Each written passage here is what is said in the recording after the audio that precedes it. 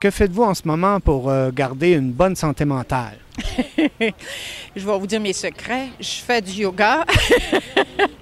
Mais ce que j'ai trouvé surtout pour garder la bonne santé mentale, parce que c'est pas toujours évident, c'est de toujours rechercher un équilibre. C'est-à-dire autant au niveau de l'alimentation, au niveau des soutiens, donc des services qu'on peut offrir en santé mentale, qui ne sont pas suffisants tant qu'à moi, et la bonne hygiène de vie, c'est-à-dire l'oxygénation, aller dehors, marcher et rester en contact avec les gens.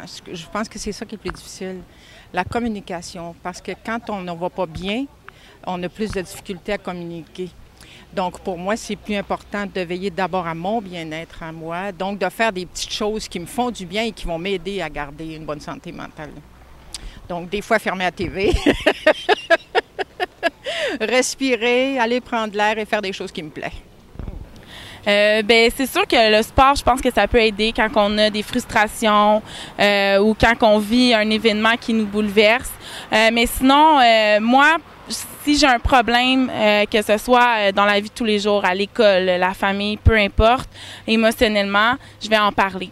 Pour moi, je trouve que le remède, c'est vraiment de discuter, d'avoir une opinion peut-être aussi sur notre manière d'être, notre manière de voir les choses. Des fois, tu sais, on n'a pas toujours la raison à tout, puis d'avoir une opinion, ça peut souvent nous aider puis nous réconforter.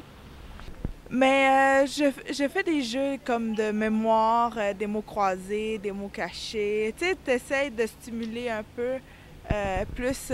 J'essaie de convaincre ma mère d'en faire aussi pour, tu sais, pour stimuler là, ton cerveau.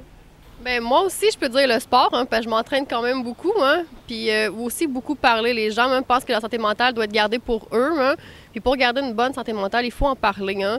Si tu gardes tout à l'intérieur de toi, hein, à un moment donné, tu exploses. Hein. Donc, je pense que c'est bien justement de parler aux gens, la famille et tout, d'avoir des bonnes personnes envers qui se ressourcer hein, pour justement en parler. Hein. Tu gardes trop tout pour toi, mais à un moment donné, je pense que tu exploses. Puis, oui, juste l'écrire dans un journal. Hein, ça peut peut-être parfois mettre le doigt sur quelque chose que tu n'es pas au courant sur toi-même hein, ou juste faire de la lecture, faire des choses qui nous, on apprécie en tant que personne. Hein. Sortir de la maison, aller prendre une marche, hein, de ne pas rester isolé. Hein. Justement, même, ça peut aider. Hein. Ça m'a pris 10 ans avant de le trouver. Mais je fais de l'exercice. Ça m'aide à garder ma tête claire.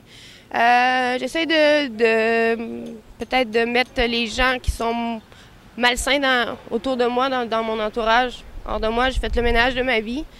J'essaie de m'entourer des personnes que j'aime. J'essaie de bien me nourrir. Pas toujours évident, mais on fait de l'exercice, on se nourrit, on prend soin de nous, apprendre à s'aimer aussi. Mais je pense que quand tu es pris avec des choses comme ça, c'est un travail de la vie. Il faut toujours que tu te surveilles. Puis j'ai eu des trucs aussi en faisant des psychothérapies, des choses comme ça, d'essayer de te raccrocher à d'autres choses quand quelque chose va moins bien. C'est comme, t'as comme 4 sphères dans ta vie. Ton amour va bien, l'argent va moins bien. Ben, c'est d'avoir des petits trucs comme ça. Puis moi, j'ai lu beaucoup sur le sujet aussi, donc j'ai fait beaucoup de lectures personnelles. C'est pour ça qu'à un moment donné, je me suis dit, je vais aller aider les gens, mais j'étais pas sûre si... C'est encore un petit rêve que j'ai, mais je sais pas si... Là, j'étudie en ressources humaines, donc je vais aider les gens pareil.